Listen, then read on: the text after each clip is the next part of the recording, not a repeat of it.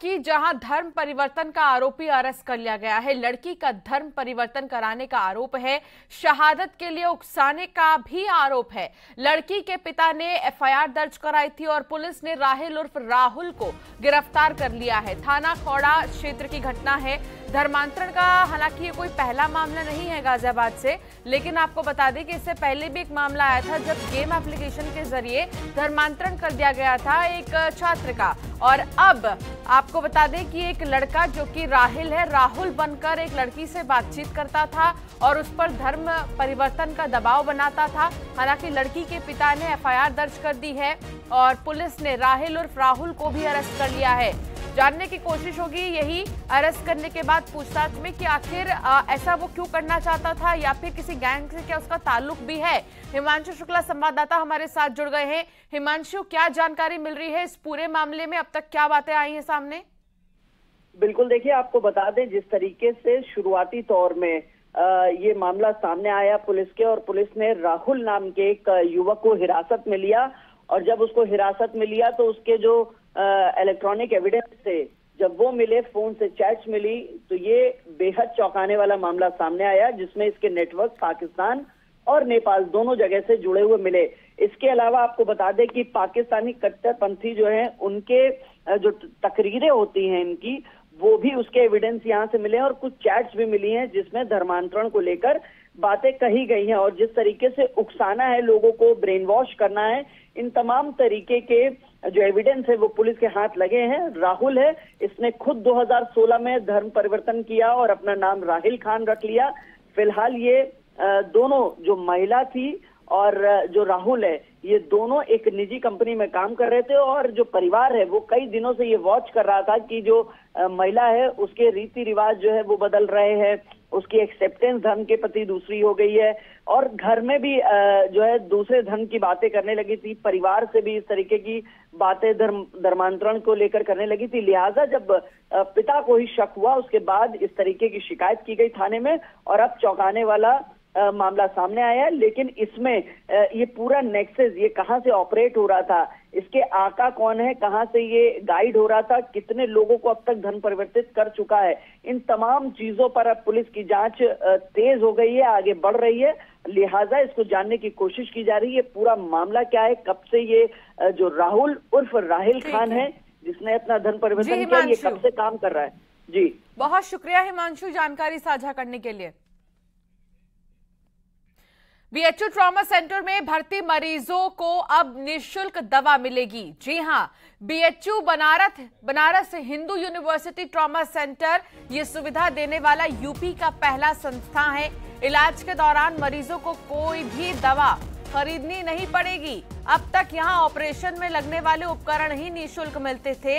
Trauma centre इस तरह की सुविधा देने वाला यूपी का पहला चिकित्सकीय संस्था बन गया है। तो बीएचयू में अगर आप इलाज करा रहे हैं, बीएचयू ट्रॉमा सेंटर से ये जुड़ी बड़ी खबर आ रही है। अब भर्ती मरीजों को मुफ्त दवाएं मिलेंगी। और मिशन रोजगार के तहत सीएम योगी आज पुलिस अभ्यर्थियों को नियुक्ति पत्र देंगे।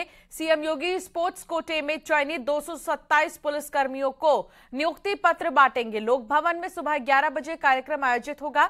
उत्तर प्रदेश पुलिस भर्ती और प्रोन्नति बोर्ड की ओर से इन अभ्यर्थियों का चयन हुआ है और आज मुख्यमंत्री योगी आदित्यनाथ इन्हें नियुक्ति पत्र सौंपेंगे। मिशन रोजगार के तहत सपना साकार हो रहा है युवाओं का, और जो स्पोर्ट्स कोटे से चयनित हुए हैं उनको आज नियुक्ति पत्र सौंपेंगे मुख्यमंत्री योगी आदित्यनाथ।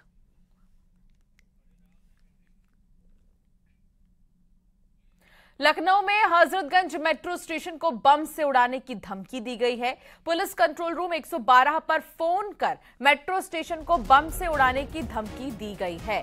इस धमकी के बाद चारबाग से हजरतगंज तक मेट्रो की सुरक्षा बढ़ा दी गई है। मेट्रो स्टेशन की चेकिंग भी की गई है। बताया जा रहा है कि मेट्रो स्टेशन को बम से उड़ाने की धमकी देने के आरोपी कॉलर ने फोन ही स्विच ऑफ कर लिया है, लेकिन लगातार पुलिस जांच पड़ताल में जुट गई है। तमाम इंटेलिजेंस एजेंसियां भी इसको लेकर जांच पड़ताल में जुटी हैं कि आखिर कहां से फोन कॉल आई है और फिर फोन स्विच ऑफ करने का क्या मतलब है। सुरक्षा के लिहाज से इंतजाम हालांकि पुख्ता कर लिए गए हैं। मेट्रो स्टेशन को बम से उड़ाने की धमकी दी गई। पाकिस्तान से भारत आई सीमा हैदर के शौहर गुलाम हैदर ने वीडियो जारी कर पीएम मोदी से मदद की गुहार लगाई है। गुलाम हैदर ने अपने बच्चों को वापस लाने के लिए मदद मांगी है।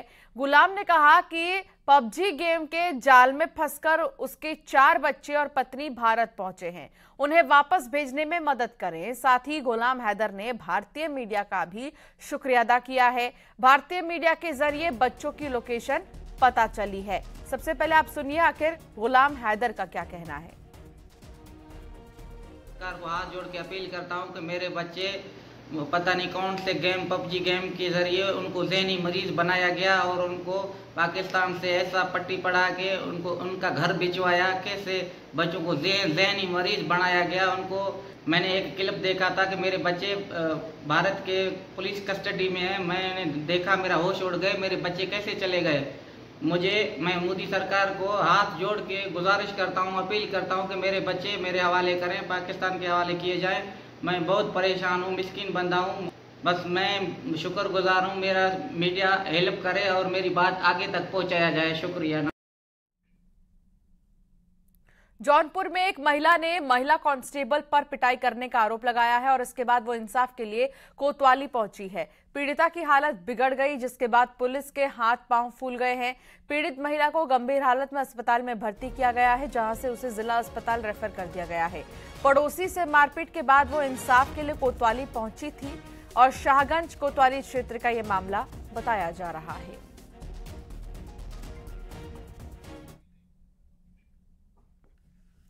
सिद्धार्थनगर में राप्ती नदी के पास सेल्फी लेने गए लड़के की मौत हो गई है। उसका पैर फिसल गया है, जिससे वो नदी में डूब गया है। बताया जा रहा है कि लड़का इटावा का रहने वाला था और बांसी पॉलिटेक्निक स्कूल का छात्र था। सूचना मिलते ही पहुंची पुलिस गोताखोरों के माध्यम से खोजने में जुटी हुई है। सिद्धार्थनगर में तलाशी लगातार जारी है। गोताखोर नदी में तलाश में जुटे हैं। सेल्फी लेने के चक्कर में एक लड़के की मौत हो गई है। सेल्फी का खुमार लोगों के सिर चढ़ बोल रहा है और लोग जान को खतरे में रखकर अलग अलग पॉइंट्स पर सेल्फी ले रहे हैं और इसी वजह से सिद्धार्थनगर में एक शख्स डूब गया है। एक की तलाश जारी है, हालांकि एक की मौत हो गई है।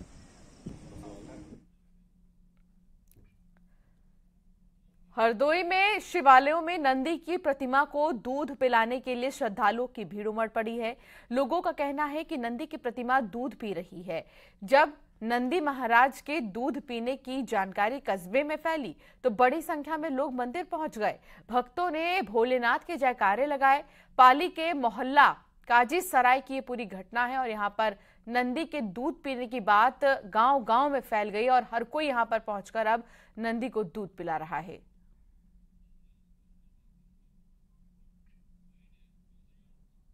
सायंकाल की आरती होती तो उसी टाइम हम लोगों ने जो चरणामृत चढ़ाया तो उसमें नंदी जी अपने आप पीने लगे। तो उसी प्रक्रिया को देखते हुए हमने लोगों ने दूध पिलाना शुरू किया। तो उस टाइम से अभी भी नंदी जी हमारे यहाँ दूध पी रहे हैं और आपने खुद देखा, आप वीडियो में भी देख रहे हैं। और उधर इटावा के भरथना स्थित शिव मंदिर में नंदी के दूध पीने का दावा किया जा रहा है और इसकी खबर फैलने के बाद बड़ी तादाद में लोगों के पहुंचने का सिलसिला शुरू हो गया है। तस्वीरों में भी साफ देखा जा सकता है कि कैसे लोग नंदी को दूध पिलाने में जुटे हुए हैं। इटावा में भी यही हाल। सावन का महीना शुरू हो गया है और सावन के इस पावन पर्व में लोग मंदिरों में जाते हैं और जलाभिषेक करते हैं, शिवलिंग पर दूधाभिषेक करते हैं और इसी समय पूजा के दौरान नंदी के दूध पीने की जब खबर गांव-गांव में लगी तो लोग यहां पर पहुंचकर नंदी को दूध पिलाने लगे।